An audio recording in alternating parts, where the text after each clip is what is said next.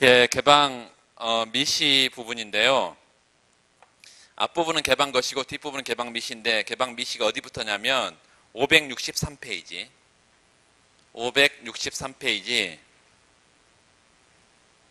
184번부터예요. 184번 문제.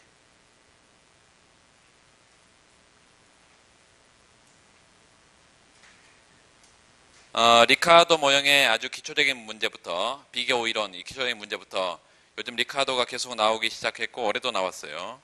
올해도 나왔는데 올해 나올 거라고 예상해서 전부 다 그 개별적으로 하는 친구들한테는 다 이걸 했는데 안 한 친구들은 뭐 상대적으로 점수가 저조하겠죠. 184번 문제 보면 다음 표는 두 국가의 두 재화에 대한 생산 능력을 나타내는데 숫자는 각국 근로자 1인이 1년간 생산할 수 있는 수량이다. 밑줄. 근로자 한 사람이 1년간 생산할 수 있는 수량을 표로 나타내고 있다. 이거예요. 미국과 일본 두 나라가 있습니다. 자동차와 쌀 두 재화 생산이 있는데 자동차를 거기에 괄호 열고 X제라 하겠어요. 쌀을 Y제라 하겠습니다. 자, 그러면 미국은 X제를 근로자 한 사람이 연간 자동차를 몇 대를 만든다는 거예요? 60대를 만드는 것이고 60단위, 쌀은 120단위를. 그 다음에 일본은 50단위, 그 다음에 80단위니까 미국 근로자들이 일본 근로자들보다 자동차도 쌀도 1년간 훨씬 더 많이 만들어내죠. 그런 경우를 뭐라고 하냐면 절대 우위에 있다고 말합니다. 누가? 미국이 절대 우위에 있어. 두 재화 생산에 있어서. 반대로 일본은 절대 열 위에 있겠죠.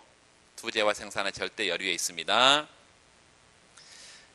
문제는 이 두 나라 간의 교역이 있으려면 리카르도는 절대 우위, 절대 열위, 다시 말하면 아담 스미스의 절대 우위설이라는 게 있는데요. 그 아담 스미스의 절대 우위설은 모든 재화 생산의 모든 재화 생산의 생산비가 높은 일본과 같은 나라, 미국과의 교역이 절대 이루어질 수가 없단 말이죠. 그래서 상대적으로 후진 국가들에게는 아무런 희망이 없는 이론이다. 절대 우위설은. 왜? 수출할 게 아무것도 없으니까. 그래서 데이비드 리카르도가 만들어낸 게 이제 비교 우위설이라는 건데 모든 재화 생산비의 절대 열 위에 있다 하더라도 상대적으로 비교 우위에 있는 재화가 있다면 그 재화를 수출한다.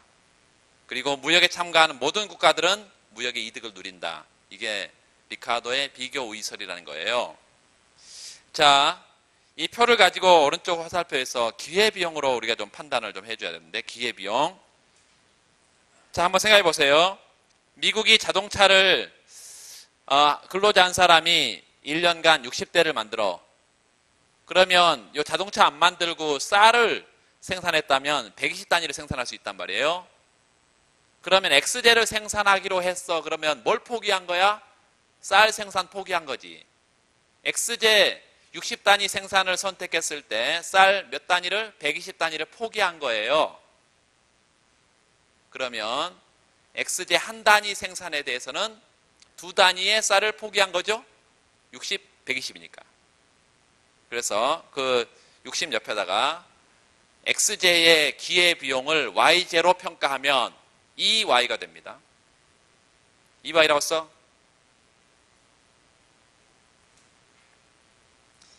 거기 120 옆에 보면 그러면 쌀을 120단위를 생산하기로 했어.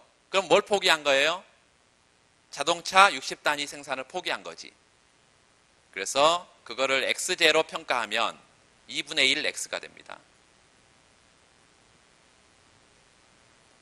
50단위 일본 보세요. 일본은 50단위 자동차를 생산을 선택하면 뭘 포기해야 된다고? 80단위의 쌀 생산을 포기해야 돼. 따라서 자동차 생산의 기회비용은 Y제로 평가하면 얼마?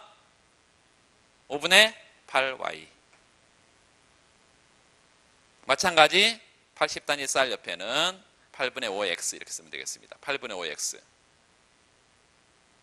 절대 우위는 미국에 있고 절대 열위는 일본에 있지만 자, 기회비용이 낮은 재화가 비교 우위가 있는 것입니다. 기회비용이 낮은 재화. 그래서 자동차는 어디에 동그라미를 해야 돼? 2y에 5분의 8y에 5분의 8y에. 그리고 쌀은 어디에 동그라미요? 8분의 5가 커? 2분의 1이 커? 2분의 1이 작죠. 기회비용이 작은 재화가 비교우위제다. 따라서 일본은 어디에? 자동차 생산에, 미국은 쌀 생산에 비교우위가 있게 됩니다. 자, 그걸 그래프로 그려보면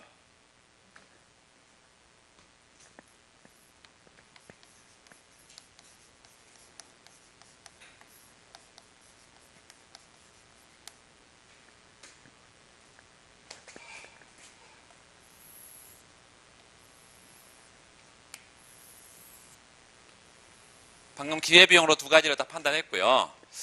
XY 두제와 평면이에요. 이렇게 XY 두제와 평면, YX. 여기 미국을 좀 볼까요?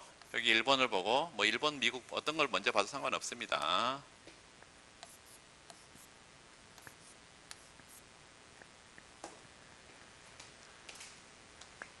보니까 미국 같은 경우는 전부 다 X제만 생산하면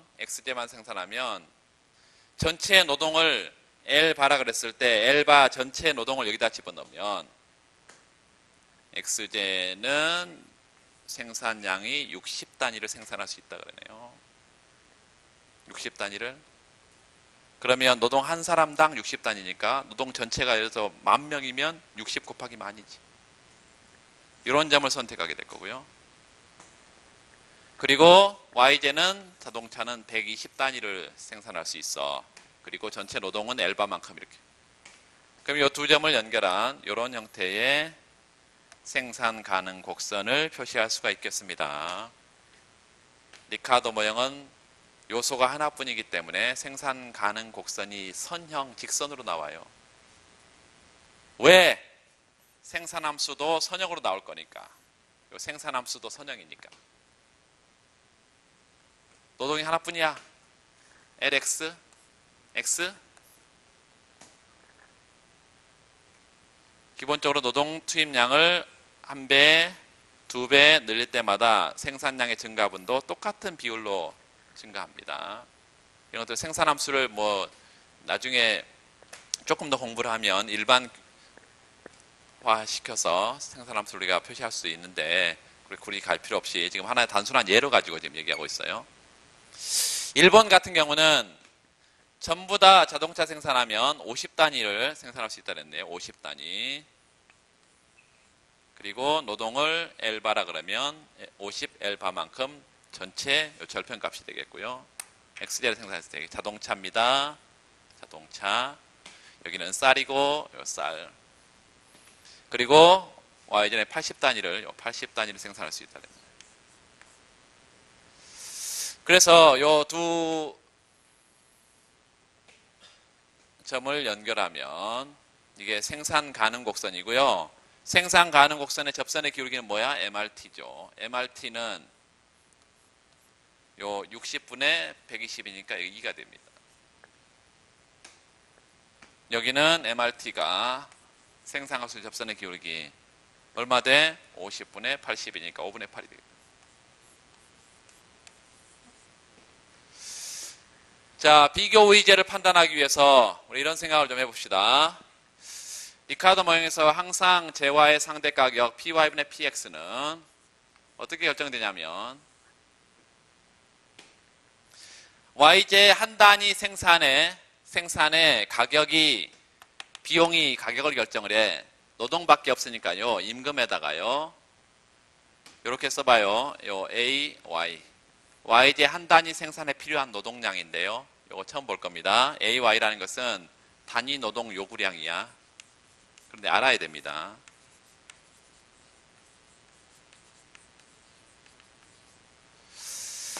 Y제 한 단위 생산에 필요한 노동량이야. 그래서 노동 투입량이고 거기다 임금을 곱하면 비용이 되고 그 비용이 가격을 결정한다. 여기도 마찬가지야. W 곱하기 AX입니다. 분모 분자를 이렇게 제거할 수 있고 굳이 이거를 다시 한번 써보면 Y제 한 단위 생산에 한 개 비용이고 X제 생산의 비용이에요. 이렇게 MCY, MCX. 요거를 정의로 MRT라고 하는 거지. 그러면 간단하게 우리는 앞으로는 이렇게만 쓸 거야. Py분의 Px, 제와의 상대 가격은 뭐에서 결정된다? MRT에서 결정된다.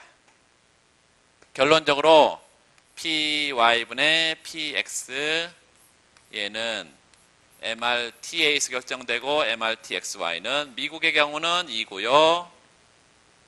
미국 2. Py분의 Px 요게 MRT인데 일본의 경우는 요게 5분의 8이야. 여기 되겠죠.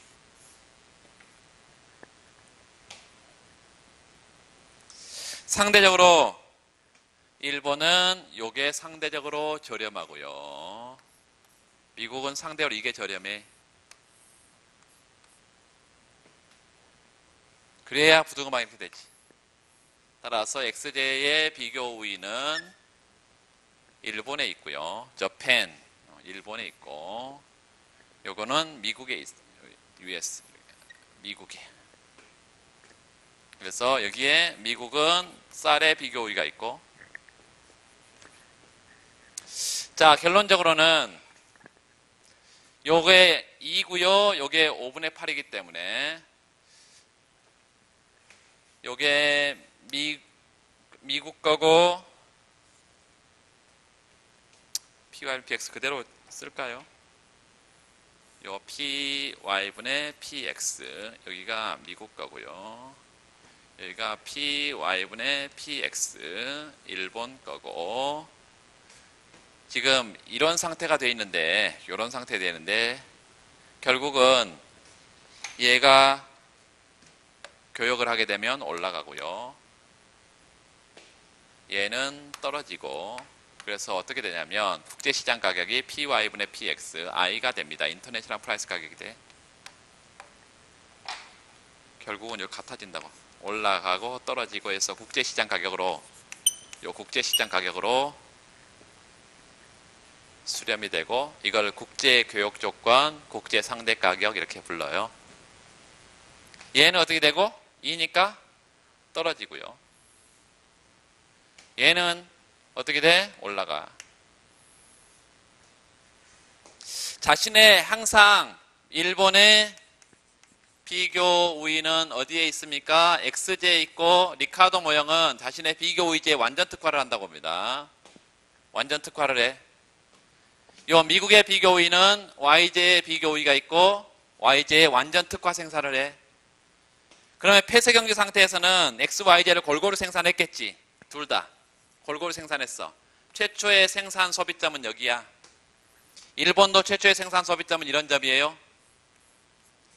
그런데 교역을 하게 되면 자신의 비교 우위제, 미국은 Y제, 일본은 어떤 제? X제에 완전 특화를 하게 되고 생산점이 이렇게 바뀝니다. B점으로 생산점이 B점으로 바뀌고 소비는 새로운 국제상대 가격에서 소비를 할 수 있어. 이런 점이 C점이 되겠어요.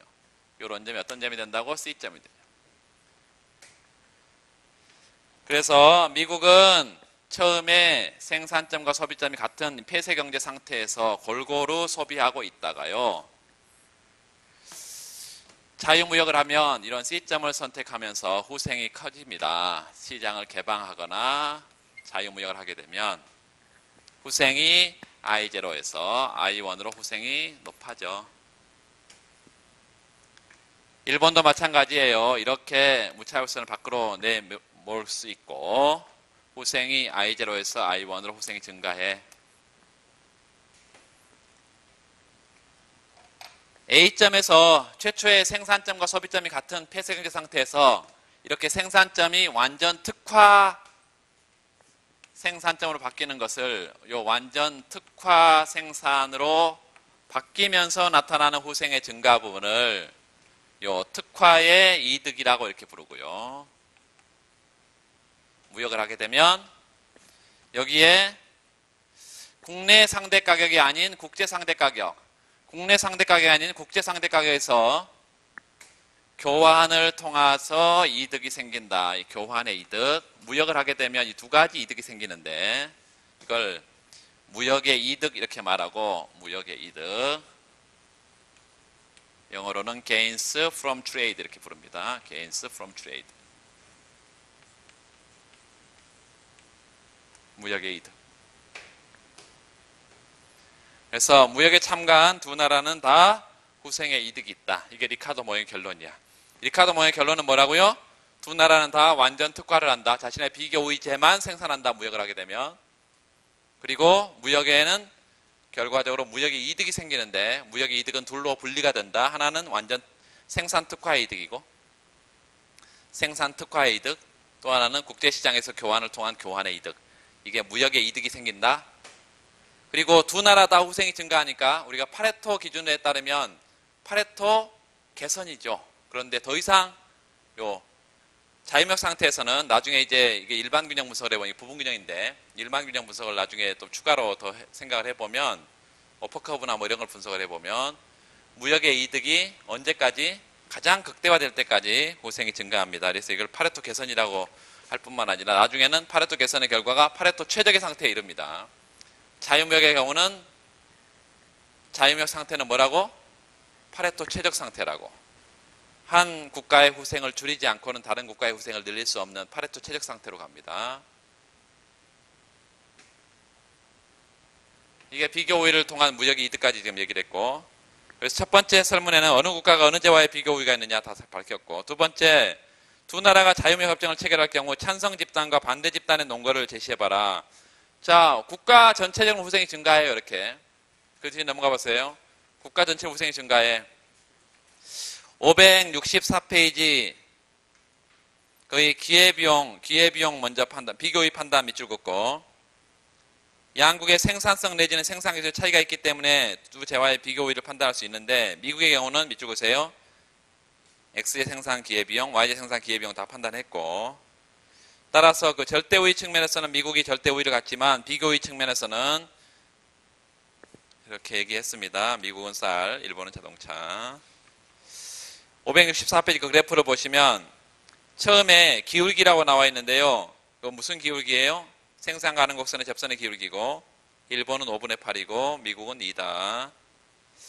자, FTA 체결 밑줄 긋고 FTA 체결이라는 것은 자유무역 협정입니다. FTA는 Free Trade Agreement에서 자유무역 협정이야. 자유무역 협정. 그래서 국가 간의 자유무역을 하게 되면 이런 말이에요. 자유무역의 효과. 무역 자유화 이전에는 그 비교위에 따라서 밑줄 긋읍시다. 일본의 재화의 상대 가격이 미국의 재화의 상대 가격보다 더 작죠. 이렇게 돼 있죠. 일본의 상대 가격이 미국의 상대 가격보다 더 작아. 교역 이전에는. 교역 이후에는 이제 같아진다. 올라가고 떨어져서 같아진다. 그래서 FTA 체결을 통해서 무역을 보다 자유롭게 하게 될 경우 일본의 입장에서는 상대 가격 상승 밑줄, 미국 입장 상대 가격 하락 밑줄. 결과적으로 일본은 자동차를 생산 특화하게 되고요. 미국은 쌀 생산 특화한다. 결과적으로 후생이 증가한다고 그랬는데 어떤 후생이 증가한다고요? 생산 특화의 이득 밑줄.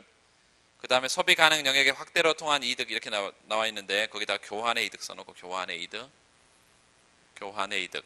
생산 특화의 이득, 교환의 이득. 이게 후생의 증가로 I0에서 I1로 후생의 증가로 나타나는 것입니다. 이건 뭐 이야기는 뭐 어렵지 않고 쉽고. 문제는 이제 이 FTA 자유무역 협정을 찬성하는 집단이 있고 반대하는 집단이 있다는 것인데 한미 FTA에서 여러분 자동차 산업의 찬성을 그리고 또 어떤 산업이요? 농산물, 축산물, 수산물 산업의 아주 극렬한 반대를 여러분이 볼 수 있었어요. 한중 FTA도 마찬가지고 거기 국가 간의 파레토 개선, 국가 내 계층의 소득의 비대칭 분배 거기다 별표. 자유무역을 하게 되면 자유무역에 참가하는 국가들이 모두 다 후생이 증가한다는 게 국가 간의 파레토 개선이고요. 국가 내에는 후생이 증가할 수 있는 증가하는 계층과 반대하는 계층이 있다는 후생이 떨어지는 계층이 있다는 거예요. 그 설문의 경우는 그 이제 우리가 이거 하나만 좀 보면 가장 단순한 수요 공급 곡선으로 자유무역의 찬반론을 얘기할 수 있습니다. 조금 더 들어가면 자유무역 찬반론은 스톨퍼 3회선 정리로 설명을 하는데 아주 단순하게 그냥 수요 공곡선으로 설명할 수가 있어. 프라이스 퀀터티 평면에 PQ 평면. 수입제 산업을 보기 위해서 수요 곡선은 바깥에 그리고요. 공곡선 안쪽에 그려서 여기 시원하게 아래가 나오도록 이렇게 서플라이 커브다. 폐쇄 경제라면 국내의 수요 공급이 맞아떨어진 상태에서 국내 가격이 형성될 거예요. 도메스틱 마켓, 국내 시장 가격이. 그런데 수입제 시장이라고 한다면 여기가 수입제 시장이라고 한다면 왜 해외 시장에서 사와? 값이 싸니까. 값이 싸니까. 그래서 국제시장 값이 싸요. 이렇게. 국제시장 값이 싸. 요 가격이 싸. 그러면 소비자는 가격이 이렇게 저렴하게 사올 수 있다고 한다면 더 많이 이렇게 소비하려고 할 것이고요. 생산자들은 원래는 이만큼 생산을 했는데 가격이 더 싸져버리면 생산을 줄일 거예요. 그래서 요만큼으로 뭐가 발생하죠? T1, S1만큼 이게 국내의 생산이고 여기에 국내의 소비인데 부족한 부분을 뭐 해야겠어? 수입하지. 국내 소비를 못 미치는 부분, 생산이 이것밖에 안 하니까 못 미치는 부분 수입해야죠. 수입량인데 수입량. 이 수입을 통해서 자유무역의 경우 수입을 통해서 후생이 얼마나 변하는지 좀 보시면 컨슈머 서플러스 소비자 잉여는 소비자 균형점 어디서요? 이런 점 A점에서 어떻게 가? 이런 점으로 하죠. 응? 그래서 후생이 소비자 잉여가 요 크기에서 요 크기로 소비자 후생이 증가하겠습니다. 알파, 베타, 게모 뭐 이렇게 우리가 표시를 하면 소비자 후생은 알파에서요 얼마만큼? 베타, 게모만큼 플러스가 되겠죠. 플러스 베타, 플러스 게모 이렇게 후생이 증가하죠. 생산자 후생은 프로듀서 플러스 생산자 후생은 요 A점에서 생산 율점이 어떤 점으로 간다고? 이런 점 C점으로 가. C점으로. 그래서 생산자 잉여는 요 크기에서요. 요 크기로 줄어들죠. 요 크기에서 요 크기로 줄어든다고. 그래서 마이너스 베타만큼 사회 전체적인 후생 변화는 델타 소셜 웰페어 사회 후생은 어떻게 됩니까? 플러스 마이너스 사라지고 플러스 게모만큼 후생이 증가한다. 자, 이렇게 예를 들어서 우리가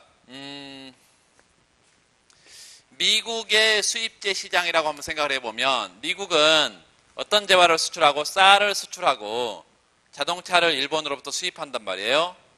그래서 미국 시장에서는 수입제는 자동차라고 말할 수 있고 자동차를 수입하게 되면 소비자들은 더 저렴한 가격에 많이 소비를 할 수 있어서 후생이 이렇게 증가하고 미국 국내의 자동차 생산업자들은 생산이 이렇게 줄어버려서 후생이 이렇게 감소해버리고 당연히 얘는 자유무역에 대해서 찬성할 것이고 얘는 반대를 하게 될 거란 얘기예요. 누구는 자동차 생산자들은 반대를 하고 자동차의 수입 자동차 소비자들은 후생의 증가를 누리니까 찬성을 할 거라는 거야. 이게 수입제 시장에 보니까 경제 주체들이 후생이 정반대로 움직이면서 찬성론과 반대론이 나오는구나. 이거 알 수 있죠. 수출제 시장에도 뭐 똑같은 얘기를 할 수 있겠습니다. 만약 이 자동차를 예를 들어서 일본의 수출제 시장에서는 누가 이득이야? 생산을 더 많이 해서 수출하는 일본의 자동차 업계가 이득이 되겠죠. 누가 손해예요? 국내에서 소비해야 소비자들이 후생이 있을 텐데 다 수출해버려요. 그래서 자동차 소비자들이 후생의 감소를 볼 거예요. 똑같은 형태입니다. 쌀도 뭐 똑같이 얘기할 수 있겠고. 이게 이제 기본적인 비교우위와 자유무역의 찬반론을 기초적인 얘기를 좀 한 것이고 핵시올린을 잠깐 보시면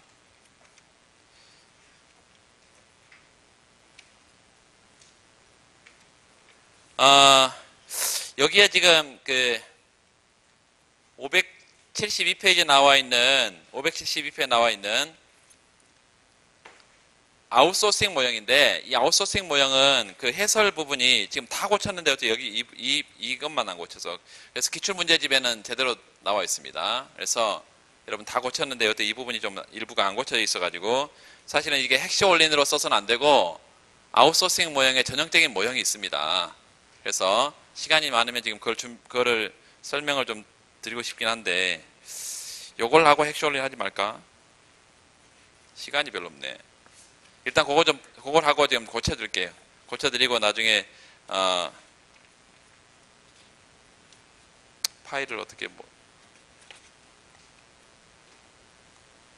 이메일로 보내드리든지 어디 게시판에 올려드리면 다 다운로드 받든지. 그 중국은 상대적으로 비숙련 노동 집약적인 부품 생산에 특화한다. 중국에다 밑줄 긋고 비숙련 노동. 중국은 비숙련 노동이 많기 때문에 비숙련 노동 집약제를 많이 생산하고 이 말이에요. 한국은 밑줄 상대적으로 숙련 노동이 풍부하기 때문에 숙련 노동 집약적인 R&D에 특화한다고 가정하자. 그래서 거의 끌어내서 만약 헥시올린이라면 중국은 상대로 비숙련 노동이 풍부하니까 비숙련 노동 임금이 값이 쌀 거 아니에요. 따라서 비숙련 노동 집약제를 많이 생산해서 수출합니다. 한국은 숙련 노동이 많으니까 숙련 노동 임금이 쌀 거예요. 그러면 숙련 노동 집약제를 값싸게 생산해서 수출해요. 이게 헥시올린이야. 다시 한번, 헥시올린은 뭐라고요? 자국의 풍부한 요소가 집중적으로 들어가 있는 재화를 값이 싸게 수출하니까, 값이 싸게 생산하니까 국제시장에 내놨을 때 잘 팔리는 재화가 된다. 그 잘 팔리는 재화를 뭐라고 하냐면 비교의제라고 말해요. 노동이 풍부한 나라는 노동 집약제가 값이 싸니까 생산 수출하고, 자본이 풍부한 나라는 자본 집약제가 값이 싸니까 생산 수출한다가 헥시올린의 제1정리입니다. 중국은 비숙련 노동이 풍부하니까 비숙련 노동 집약제를 생산 수출하고, 한국은 숙련 노동이 풍부하니까 숙련 노동 집약제를 생산 수출한다. 이게 헥시올린이라고. 자, 컴퓨터의 생산 공정은, 컴퓨터는 거기다 최종재화라고 써놔. 최종재. 아웃소싱 모형은 중간재 교육에 관한 것입니다. 컴퓨터의 생산 공정, 최종재, 그리고 이걸 Y라 하겠습니다. Y. 숙련 노동 집약적인 R&D, 그 다음에 비숙련 노동 집약적인 부품 생산. R&D는 괄호 열고 H라고 쓰고, 하이 퀄리티, 첨단 제품입니다. 그 다음에 비숙련 노동 집약제 부품 생산, 이거는 로우 퀄리티에서 L이라고 쓰고, L. 이걸 원료로 사용해서 컴퓨터를 만들어낸다 이 말이에요. R&D와 부품 생산을 가지고 컴퓨터를 생산한다. 비숙련 노동 임금 대비 숙련 노동 임금이, 밑줄 그으세요. 비숙련 노동 임금 대비 숙련 노동 임금이 중국에 비해서 한국에서 더 높다. 그걸 가지고 뭐 문제가 잘못 나왔는지 어쩌는지 뭐 이의 제기를 해봐도 받아들이지 않는 게, 이제 여기가 잘못 해석을 하면 안 됩니다.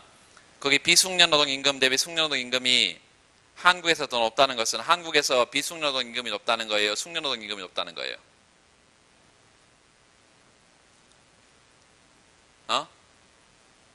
한국에서 비숙련 노동 임금이 높다는 거예요? 숙련 노동 임금이 높다는 거야?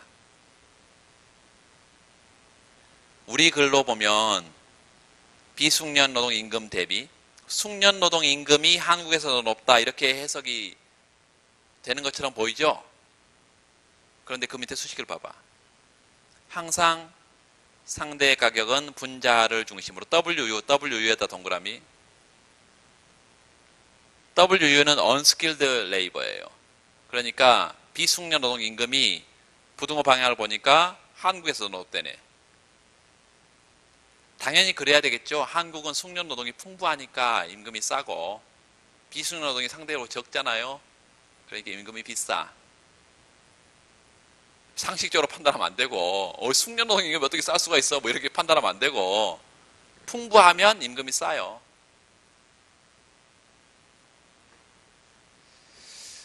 그래서 원래는 이거를 이제 우리가 읽으면 W분의 W, S분의 W는 어떻게 읽어야 돼? 숙련노동 분의 비숙련노동 임금 이렇게 읽어야 되는데 그렇게 읽지 않고 영어에서는 분자부터 읽어요.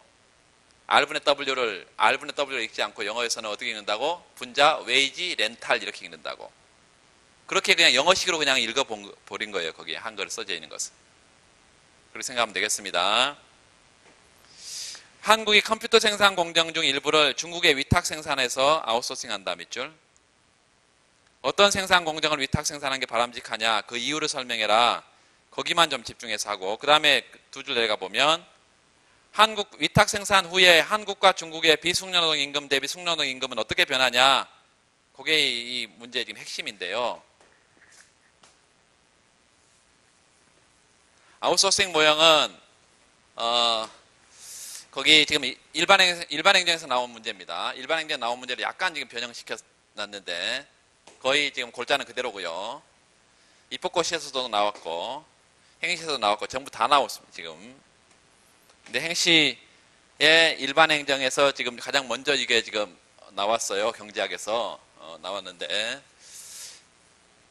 그래서 일행에서도 꼭 이제 개방경제 문제가 경제학 책에 없는 개방경제 문제가 하나씩 나온다고 생각을 하고 여러분 봐야 됩니다.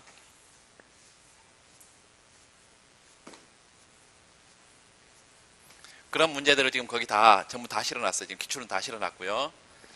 관련된 건 국제경제에서만 나온 것도 지금 실어놨는데 첫 번째, 이 아웃소싱이라는 것은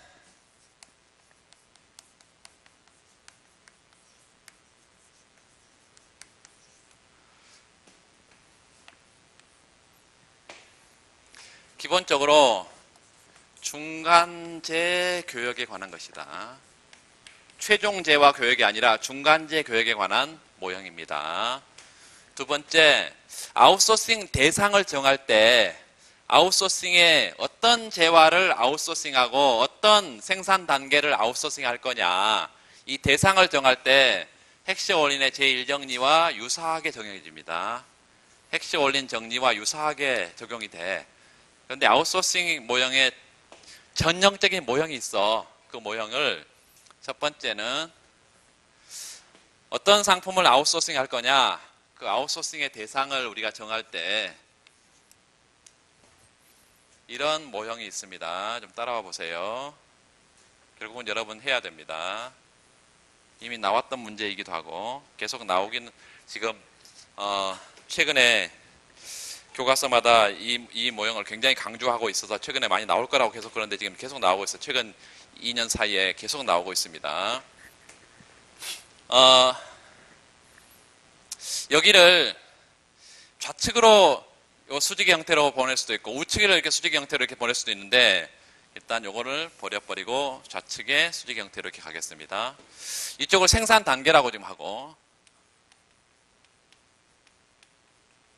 생산 단계 위쪽에는요 숙련 노동과 비숙련 노동의 비율 이렇게 할 겁니다. 숙련 노동은 아까 뭘 했어요? 스킬드 레이버 이거 숙련 노동입니다. 스킬드 레이버 그리고 언스킬드 레이버 이게 비숙련 노동이야. 임금 어떻게 썼어서? 스킬드 레이버의 임금 그리고 W 언스킬드 레이버의 임금 요건 나와 있죠. 요건 안 나와 있는데 요 스킬드 레이버 숙련 노동이고요. 언스킬드 레이버 비숙련 노동이야. 그래서 여기는 그거의 비율로 L 스킬드 레이버 L 언스킬드 레이버 그래서 이렇게 쓰면 항상 분자를 중심으로 해석을 해야 된다니까. 숙련 노동의 상대적 비율 괄호 열고 쓰세요. 숙련 노동의 상대 비율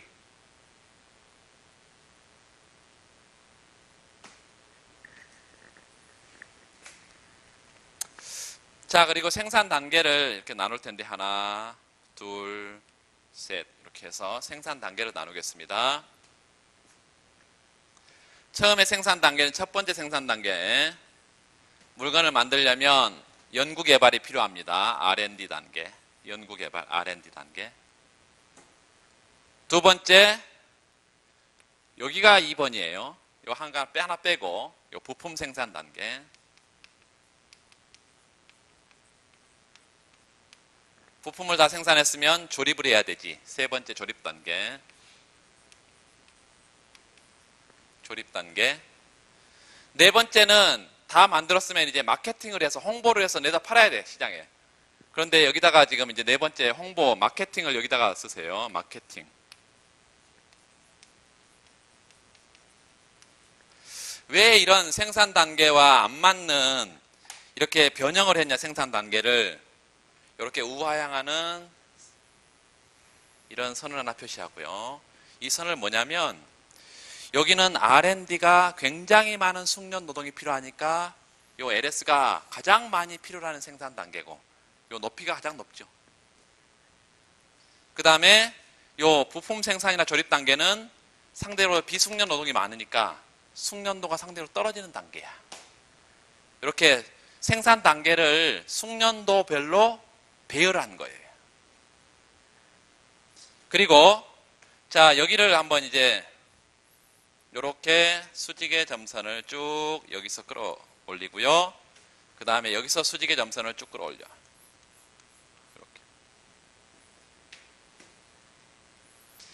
처음에는요, 요걸 이제 분할선이라고 그러는데요. 분할선 그러는데, 요 분할선에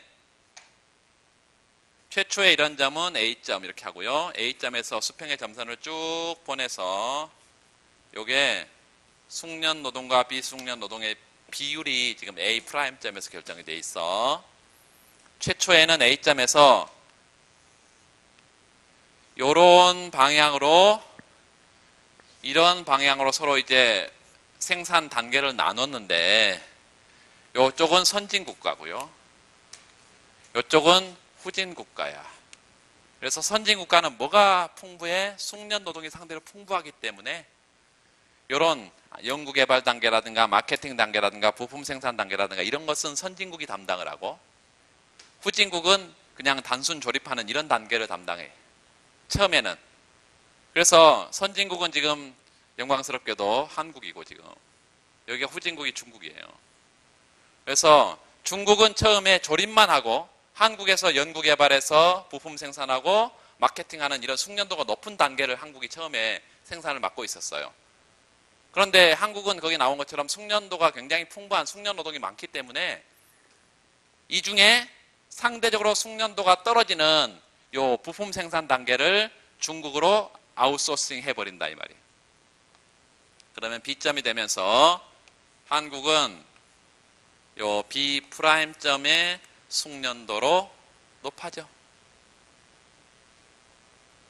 요 두 개 단계만 누가 생산하고? 한국에서 생산하고, 요거를 아웃소싱 해버린다. 요 상대로 숙련도가 떨어진 부품 생산 단계를 뭐 한다? 아웃소싱 해버린다. 자국에서 비교 우위제를 아웃소싱해요? 비교 열위제를 아웃소싱해? 비교 열위제. 아웃소싱 한다. 이게 핵시올린과 비슷해. 핵시올린은 자신의 비교 우위제는 수출하고 비교 열위제는 수입하는데요. 여기서 아웃소싱은 자신의 상대적으로 숙련 노동이 풍부하니까 값싸게 생산해낼 수 있는 것은 생산을 그대로 하고, 비숙련 노동은 별로 없기 때문에 이거는 아웃소싱, 중국에 아웃소싱 해버려가지고 중국이 풍부하니까 거기서 값싸게 생산을 하고 그 다음에 아웃소싱 했던 걸 가지고 오는 것입니다. 이해되시죠? 그 이해하는 것은 뭐 그렇게 어렵진 않은데 모형 자체는 처음 볼 거니까요. 이 모형을 여러분 앞으로 많이 보게 될 거예요. 자, 두 번째는요. 이런 아웃소싱을 하면 이제 임금이 어떻게 달라질 건지, 상대 임금 변화, 이걸 좀 볼 건데요. 상대 임금 변화.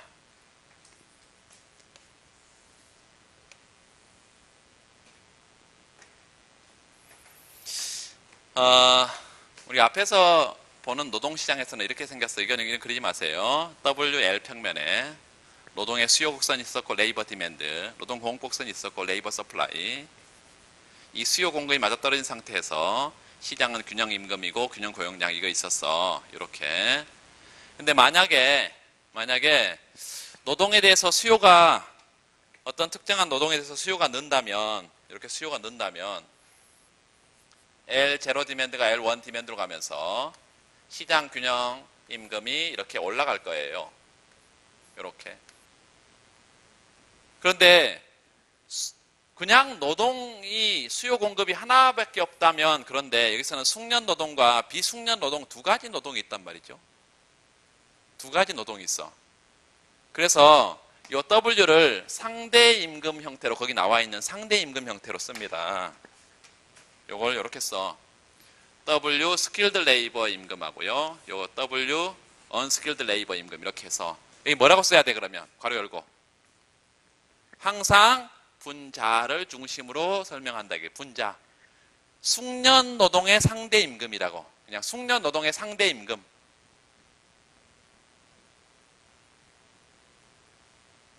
여기는 수평축은 뭐겠어요? 요의 노동, 그냥 노동이 아니라 아까 어떤 노동이 있다고? 숙련 노동과 비숙련 노동이 있는데 항상 여기가 WS니까 여기도 LS가 되겠죠. 숙련 노동의 고용량이지. L6고 여기는. 항상 분자를 중심으로 생각하면 돼. 그래서 우리는 관심 있는 건 얘뿐이야 지금 요거. 숙련 노동의 상대 임금, 숙련 노동의 상대 수량. 상대 임금, 상대 수량인데 요걸 그냥 LW 쓸 건데 요소가 노동이 하나가 아니라 노동이 두 개니까 이렇게 쓸 수가 있고 수요 공급선은 똑같아요. 그런데 상대 수요, 상대 공급이라는 의미에서 이걸 소문자로 씁니다. L demand, LS 소문자로 구분하기 위해서 상대 수요, 상대 공급 이렇게 평면을 하나 그려서 여러분 경제학에서 안 했던 내용이 나오면 이거를 소극적으로 생각하지 말고 내가 충분히 이해할 수가 있어 하면 근데 남들도 모르는데 나도 모르면 되지 뭐 이렇게 생각하면 거의 대부분의 학생들은 떨어지고 일부 학생만 붙습니다. 90%는 떨어지고 10%가 붙어. 90% 안에 들어요 여러분? 그래서 하나씩 뭐 하게 되면 그때 그 모형에 대해서 좀 남들보다 하나라도 더 알아서 좀 차별화를 시키려고 노력을 해요. 이게 상대 수요, 상대 공급인데 잘 들으세요. 그러면 상대 임금이겠죠, 여기? 상대 수량이고 고용량이고. 한국에서는 생각해봐. 한국에서는 어떤 생산에 집중한다고? 숙련 노동 집약제에 집중을 해. 그러니까 숙련 노동의 집약제를 뭐 하려면 생산하려면 숙련 노동에 대해서 뭐가 수요가 증가해야 되지. 우리의 관심은 요 분자가 숙련 노동이라 했어요. 그러니까 숙련 노동에 대한 수요가 어떻게 된다고요? 올라가 이렇게. 제로 디맨드가 원 디맨드로. 그래서 숙련 노동의 상대 임금은 어떻게 된다는 거예요? 올라가죠. 한국은 이제 비숙련 노동 집약제는 뭐 해버렸고 아웃소싱 해버렸고 숙련 노동에 집중하니까 생산을 숙련 노동에 대해서 수요가 는다고. 그러면 숙련 노동의 상대 임금이 어떻게 된다고요? 올라간다고. 숙련 노동의 상대 임금이 올라가. 이것도 쉽게 이해가 돼. 그런데 문제는 이제 중국이야. 핵시 원리를 알면 이제 이 아웃소싱이 헷갈려버립니다. 핵시 원리도 몰라버리면 저는 그런구나 이렇게 생각할 수 있는데 핵시 원리가 정반대이기 때문에 그래요. 여기 이제 중국은 요걸 부품 생산 단계를 가지고 왔어. 아웃소싱 받았어. 한국으로부터. 그럼 중국은 비숙련 노동이 풍부하기 때문에 비숙련 노동 집약제를 생산하고 비숙련 노동에 대해서 수요가 더 많이 늘고 비숙련 노동 임금이 올라가고 뭐 이렇게 가야 되는 핵시 원리는. 얘 그렇지 않아. 얘는 한국에서는 비숙련 노동 집약제지만 중국은 얘보다 훨씬 더 숙련 노동 집약제야. 그러니까 중국에서도 숙련 노동에 대해서 수요가 늡니다. 그러니까 그래프가 어떻게 생겼다고요? 이거 똑같이 생겼다. 이거.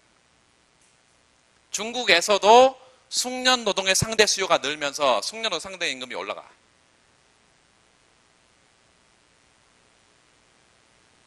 일단 우리가 나중에 핵시 원리를 하게 되면 핵시 원리는 또 그건 또 이해하고 아웃소싱 모형은 그렇다 이것입니다.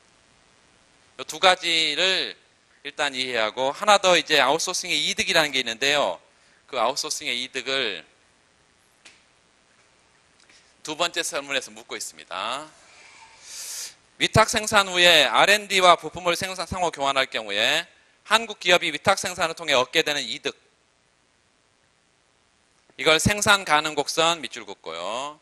등량 곡선 이걸 이용해서 설명해 봐라.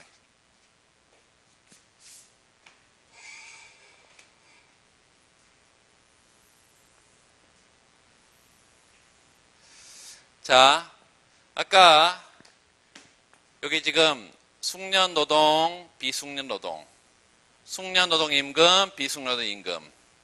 또 하나 최종 재화를 Y라고 했고요. 중간재, 이 최종재를 생산하기 위해서 뭘 지금 우리가 R&D하고 거기는 부품 생산이라는 게 나와 있습니다. R&D하고 부품 생산이라는 게 나와 있어. 이거는 다 중간재예요. 이거는 너 투입해서 뭘 만든다고? 컴퓨터를 만든다고 지금. 중간재를 우리가 R&D를 H라고 간단하게 쓰고요. 첨단 부품이니까 단순 부품을 요 L이라고 요 퀄리티가 낮은. 그러면 생산 가능 곡선이 이렇게 있고요. 생산 가능 곡선이 있어. PPC가 여기다가 뭘 쓸 거냐면 첨단 부품을 쓰겠습니다. 이게 뭐라고? R&D라고. R&D. 여기다가는 L, 로우 퀄리티의 단순 부품 혹은 부품 생산. 요 부품 생산 단계를 여기다가 쓸 거야.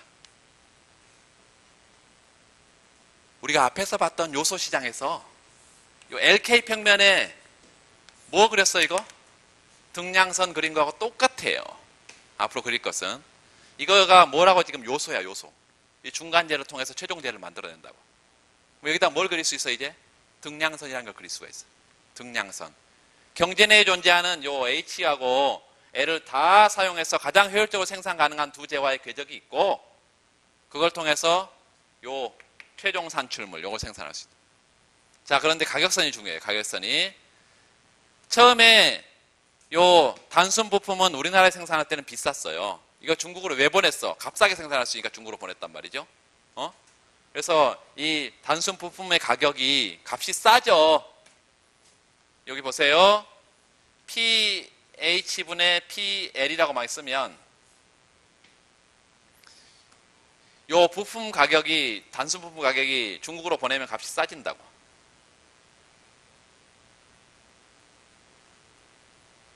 요걸 PL분의 PH라고도 상대 가격이니까 아무렇게나 쓸 수 있습니다. 예, 보세요. 요게 XY라면 상대 가격을 보통 우리가 어떻게 썼어? XY라면 PY분의 PX라고 썼죠? 그래서 여기는 PH분의 PL이라고 써야 돼? PL분의 PH라고 써야 돼? 이렇게.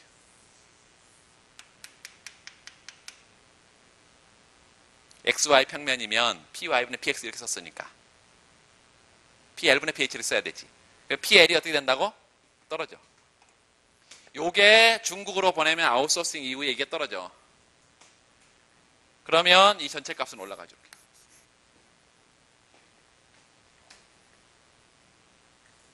처음에 낮은 상태의 이런 애가 높은 상태로 이렇게 올라간다고.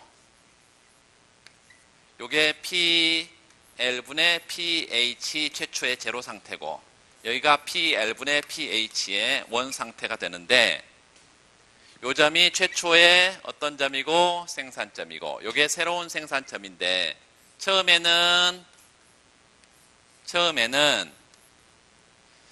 첨단 부품 R&D를 이것밖에 안 썼어, 생산 과정에.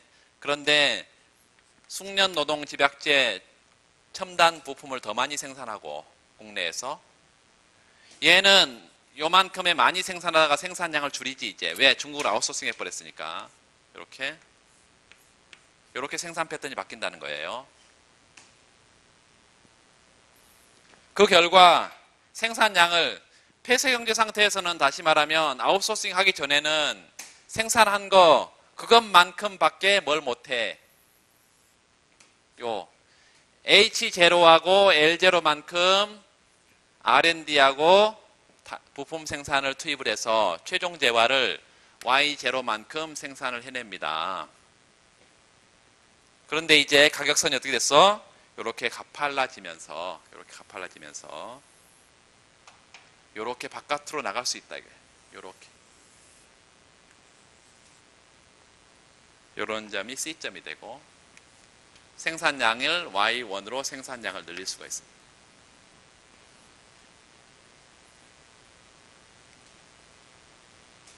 기업의 비용은 달라질 게 없는데 아웃소싱을 통해서 중국에서 값싸게 이제 부품을 생산해 와서 최종재 컴퓨터를 생산해낼 수 있기 때문에 최종재 생산량이 컴퓨터 생산량이 이만큼 는다 이것이에요. 이게 아웃소싱을 통한 이득이에요. 여기 아웃소싱을 통한 이득이다. 문제에서 생산 가능 곡선과 등량선을 이용해서 설명해봐라. 이렇게 하고 있잖아요.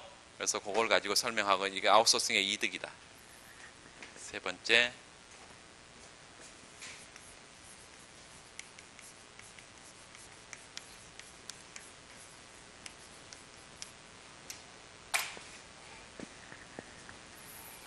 그래서 지금 다른데 다 이걸 지금 고쳐놨는데 이것도 의미하는 바가 있긴 하지만 일부 내용을 핵시올린을 했을 때 일부 내용이 아웃소싱 모형과 다른 부분이 생깁니다. 그런 부분이 어떤 부분이냐면 573페이지의 우측단의 제일 아래쪽 보면 소득분배 변화 부분에서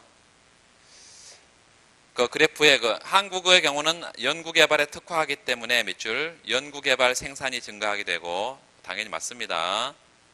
부품 생산에 있던 노동자들이 연구개발로 물론 이동하게 되고 하지만 부품 생산에 방출되는 노동자들 뭐 이런 얘기 하고 있는데 그건 이제 크게 신경 안 써도 되는데 결국 거기 매출, 숙련 노동자에 대해서는 초과 수요가 발생해서 숙련 노동자 상대 임금 올라간다. 여기까지 맞아요. 근데 문제는 그 중국의 경우야 틀렸습니다. 지워버리고. 중국의 경우는 반대 상황에 직면하는 게 아니라 중국도 똑같은 상황에 직면합니다. 중국이 이걸 가져가면 중국에서는 이것만 생산하고 있는데 이걸 가져오면 이게 더 훨씬 더 숙련도가 높은 애야. 그래서 그것만 지울 게 아니라 이제 이게 핵시올린 모형으로 지금 분석을 한 건데요. 그게 이제 아웃소싱 모형하고 다른 점이어서 예시 답안을 전부 다 다르게 지금 했는데 이 부분 안 고쳐졌네 보니까요. 그래서 고쳐진 답안을 드리도록 하겠습니다. 제 폰으로 여러분의 이메일 주소를 문자로 주세요. 문자로 주시면 제가 이메일로 다 보내드릴 테니까 어디 게시판에 올려놓으면 또 찾아가기 힘들고 그러니까 내용들이 해야 할 내용들은 많지만 제가 처음에 말씀드린 대로 이게 각 문제마다 최소한 15분 정도가 뭐 10분 15분 정도가 수요가 될 거기 때문에 이 문제를 꽤 많은 시간을 들여서 다 해설을 해야 돼서 전체적으로 다 해설을 해서 문항을 빠지지 않고 문제를 빠지지 않고 해설을 해서 동영상을 지금 찍을 생각입니다. 그래서 그거 나중에 참고해서 동영상 보시면 되겠어요. 오늘 여기까지 하고 20분에 끝내려고 그러는데 지금 18분이니까 이런 개그가 안 통하죠. 지금 한 10여 년 전만 해도 통하는데 세대가 달라졌어. 세대가 여기까지 하겠습니다. 그동안에 너무너무 고생 많이 했고요. 오늘 좀 푹 쉬시고 또 다음 준비를 좀 하시면 되겠습니다. 오늘 여기까지 마치겠습니다. 수고하셨습니다.